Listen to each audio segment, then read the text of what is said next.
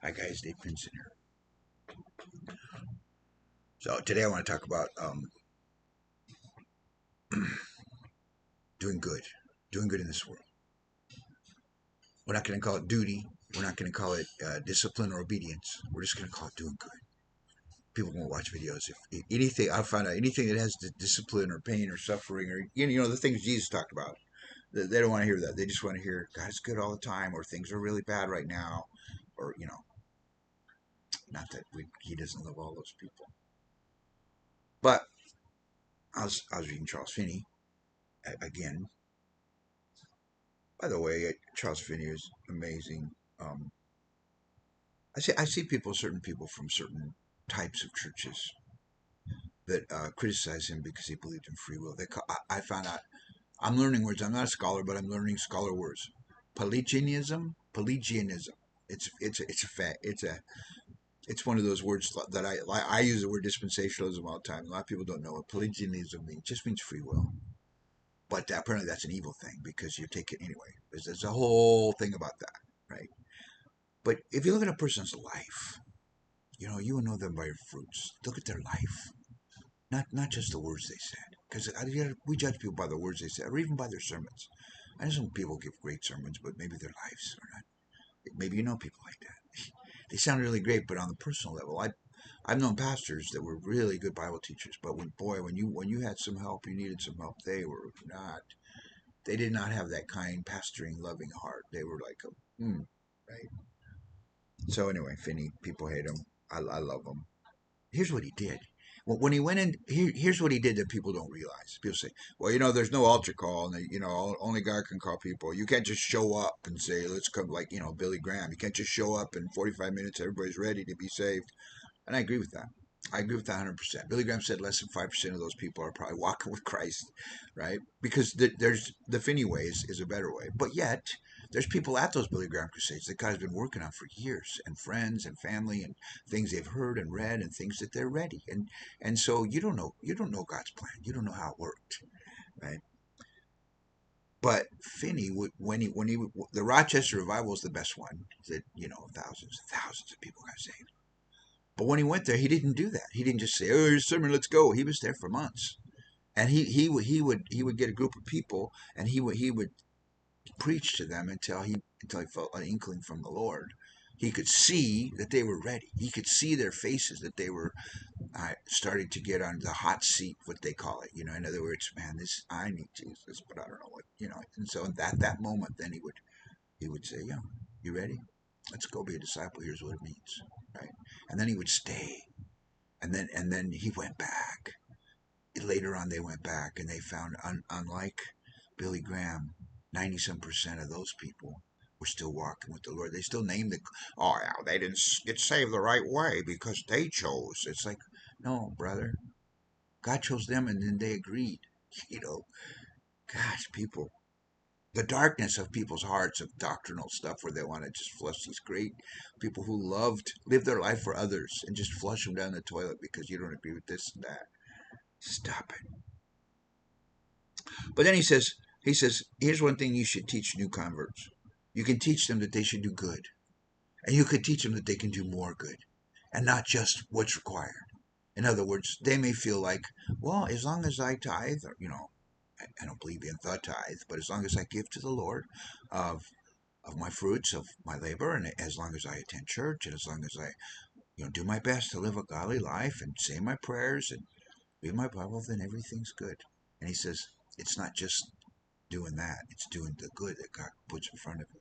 How do I do that? By loving others, by giving your life to them. And he says, what that means is if you feel an inkling in your heart, you need to listen to it. In other words, what are you talking about? So, gosh, I wish there was like somebody once. I forgot who it was. Some ladies. I forgot where she was. She felt the thing in her heart, and it was just like, why doesn't God raise up somebody to take in these homeless kids, teenagers, or whatever, homeless kids?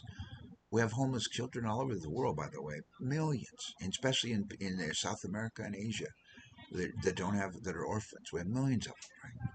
But she was in a different city, and there was people running around.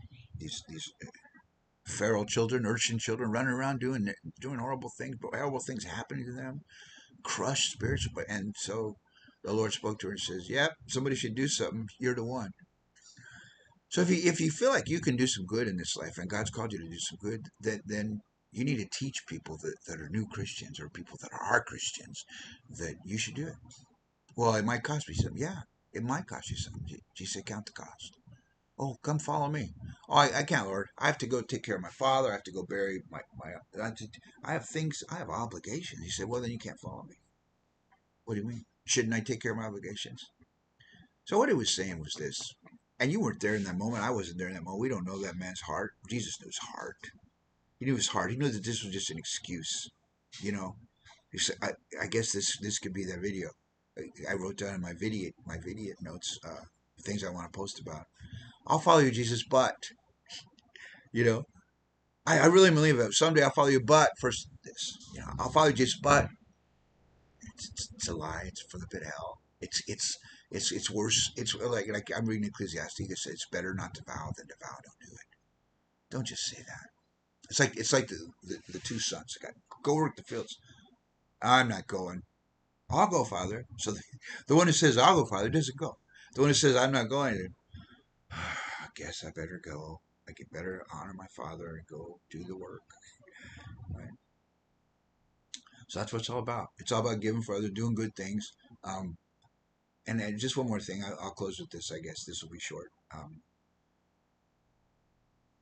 One of my all-time favorite, most of my all-time favorite people are from the 19th century. There's a couple from the 17th. Hardly any from the 20th. Hardly any. I mean, sorry. It seems to me like the church gets weaker. I know everybody thinks there's a revival going on. I remain unconvinced by what outward appearance, but I want to see the heart, and I want to see bars closed. I want to see, platforms closed. I want to see people quit doing stuff, and I want to see people sending people out to obey Jesus when He said, "Go into the unreached people." When I start seeing that, I'll go, "Yep, that's a real revival." But what are we talking about here? Oh, hang on, just a second, just a second. I gotta gather my thoughts. And there it is. I remember, I remember that. It was William Booth. I started talking about old guys, and then I lost my train of thought. And that's pretty easy for me to do.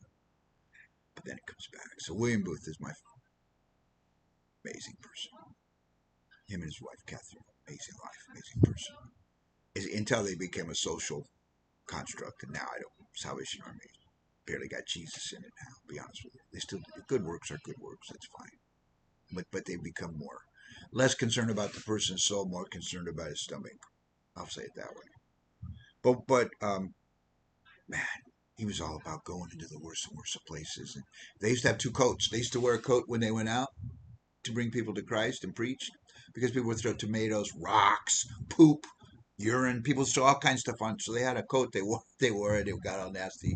And then when they got into a safe place, they take it off. Okay, let's learn about God. Let's follow God. Right. But it was all about people getting saved. It was all about people saved. That's what's called Salvation Army. Man, they went into 72 countries in a short period of time. They reached. No one's ever done what he's done. No one's ever done. It's not happening now. You want to talk about revivals, brother? Get sister, get back. Anyway, so I think it was his granddaughter. She was a young worker, and she comes back one day. Well, how did it go today? He talked like that. I have heard people imitate him. How did it go today? I can't do it. I don't have the British accent with the, but he taught this real deep, booming voice, man. When people like him and Moody, they can preach. No, no. Here's funny here in the Philippines. I'm hoping I don't lose track of the thought. Here in the Philippines, we have a church that's about, very tiny inside, but everybody's got a microphone. Everybody, and they always keep the microphone. The people are deaf. They always have, it's like, what do you need a microphone for? You could just talk to me. Anyway, so he says, oh, how did it go today, child? Well, it didn't go too well, Grandpa. No one came to the Lord. Well, what did you do? Well, we did our best. He says, no, that's not good. What do you mean? What, we can't do more than our best? I only have 100% to give, Grandpa. He says, no, it's not about doing your best. It's about doing God's best. What does that mean? Well, chew on it for a minute. It simply means, if any man is in Christ, he's a new creation. It simply means I can do all things. Now, I can do all things is way taken out of context, and it's way. Most people like gonna fly. You know, most people think it's like part of a Rocky movie. I don't know. Rocky's been in my heart lately. It's been, which was in another video. Gonna fly now. You know, I, the tiger, I can do all things because God's going to fill me up and lift me up and give me power and strength. And I will mount up with wings of eagle and I will run and never. Yeah. But that's not what it means. It doesn't mean that. Can all this stuff happen? Yeah, it can happen. How? When you humble yourself, breaking yourself, wait on the Lord. And then it doesn't mean that you're going to do anything you want to do and you can win the World Series. That's not what it means. People say that. Oh, thank God that I won the World Series. No, it means I can go through all these things because he talks about I've learned to be a base. I've learned to go through. You can go through anything. You can go through anything because he gives you the strength. It's his power. It's his. I'm often have to stop myself. Say my ministry, my goal, my no.